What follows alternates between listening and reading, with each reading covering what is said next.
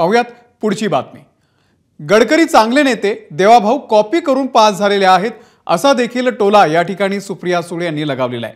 सुप्रिया सुळे यांनी फडणवीसांवरती ही टीका केलेली आहे।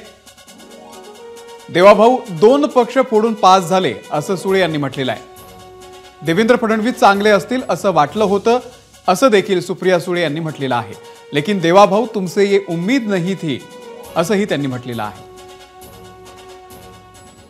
देवाभाऊंनी भाषण असं केलं की हो मी उपमुख्यमंत्री झालो पण 2 पक्ष फोडून मी मुख्यमंत्री झालो। मला आश्चर्यच वाटलं। म्हणलं देवाभाऊ तुमसे ही उम्मीद नथी, कारण का माझ्या देवाभाऊंकडून फार अपेक्षा होत्या। अरे विरोधात असला म्हणून काय झालं, चांगल्याला चांगलं म्हणलं पाहिजे। मी गडकरी साहेबांबद्दल चांगलंच बोलते कारण का गडकरी साहेब चांगलेच आहे।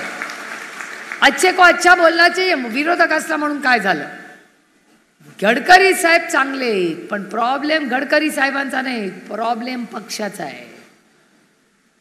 गडकरी साहेब चांगले असले तर मला वाटलं देवाभाऊ पण चांगला आहे। नंतर ध्यानात आलं की देवाभाऊ कॉपी करून पास झाला, 2 पक्ष फोडून उपमुख्यमंत्री झाला। एबीपी माझा, उघडा डोळे बघा नीट।